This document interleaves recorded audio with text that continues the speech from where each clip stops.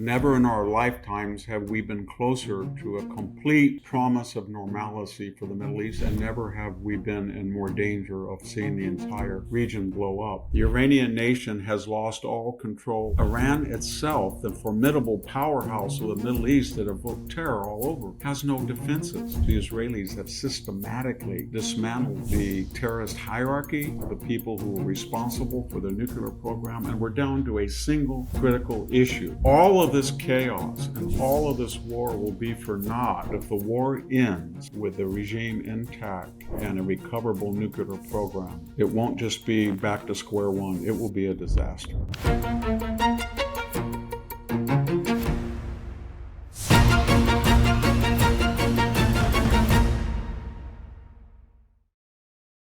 America is going through a higher education transformation where students are realizing that what they want and need is a place that doesn't stifle their intellectual freedom. Standing out among the few graduate programs that value viewpoint diversity is Pepperdine University's School of Public Policy, where I've taught the last 2 years. Their Master's of Public Policy is both applied and practical, preparing the next generation of leaders to participate in government agencies, the business sector, and think tanks. Pursue your MPP at Pepperdine. Daily Signal listeners qualify for an automatic 50 to 75% tuition scholarship and can learn more at go.pepperdine.edu/dailysignal. It's go.pepperdine.edu/dailysignal.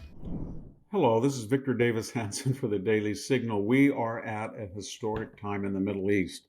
Never in our lifetimes have we been closer to a complete revolutionary fervor that gives promise of normalcy for the Middle East, and never have we been in more danger of seeing the entire region blow up. What am I referring to? And that is the war right now between Iran and Israel. It is surreal. If we had this conversation 5 years ago, and I said to you, the Iranian nation that is huge compared to Israel, 10 times the population, the Iranian nation has lost all control of the Houthi terrorists, and they are themselves neutered.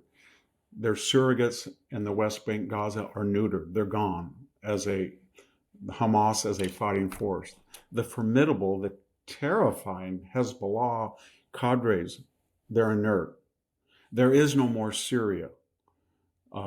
The Assad dynasty, the pro-Iranian Syria. It's in chaos, but whatever the chaos is, seems to be anti-Iranian. There is no Shia crescent, starting with Tehran all the way to the Mediterranean. Lebanon is free of Iranian influence, so is Syria. Gaza de facto will be. There is no Russian presence. It's not a patron. It's not a protector. It's not a power in the Middle East. It's tied down in Ukraine. And Iran itself, the formidable powerhouse of the Middle East that evoked terror all over, has no defenses. And now we've seen 5 days of war in which the Israelis have systematically dismantled all of the Iranian missile defenses. They have air defenses. They have dismantled the terrorist hierarchy. They have dismantled the people who were responsible for the nuclear program. And we're down to a single critical issue. They have suffered casualties. The Iranians have sent over 400 ballistic missiles and drones into Israel, and 90% are stopped, but that 10% gets through. But here's the crux. All of this chaos and all of this war will be for naught if Iran's theocracy emerges intact from this war and its nuclear infrastructure can either be quickly rebuilt, or there are elements of it that have been missed, and maybe there is enough fissionable material, if not already, soon to make another bomb. So here we are at the critical point. Should Israel continue? Does it have the ability to nullify the entire nuclear program, which was the object of this war? Or must it rely on the bunker buster devices, bombs of the United States? And if the United States should try to go into these key nuclear facilities and blow them up with the ordnance and the aircraft that it has, which Israel lacks, will it be fighting an optional Middle East war, of which the MAGA doctrine says No more forever wars, no more intervention in the Middle East, no more ground troops? Or can Trump say, I'm not an isolationist, I'm a Jacksonian? You should have known that when I took out Soleimani in my first term, when I took out Baghdadi, when I took out the Wagner Group. I don't like to intervene, but when people threaten the United States and our deterrence is a matter of conjecture, I want to ensure that they understand the repercussions. And so is there a fight between the isolationists and the Jacksonians, or is it just a minor group of people on the right who don't want any action at all? And we don't know the answer yet.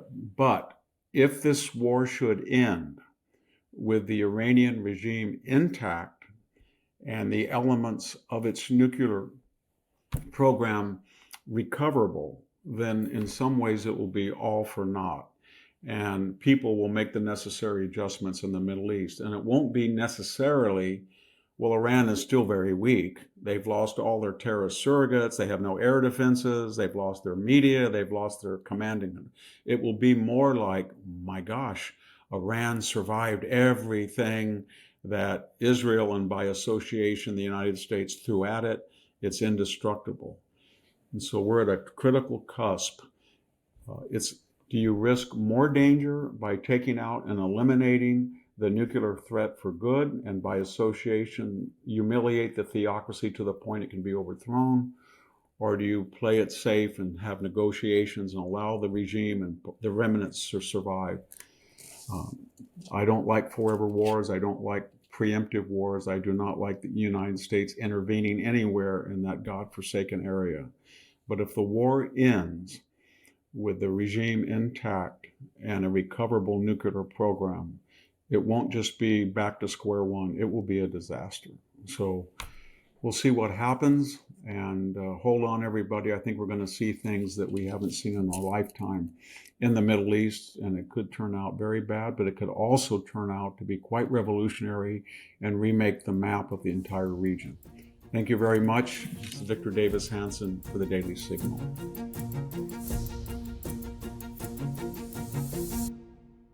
Thank you for tuning in to the Daily Signal. Please like, share, and subscribe to be notified for more content like this. You can also check out my own website at victorhanson.com and subscribe for exclusive features in addition.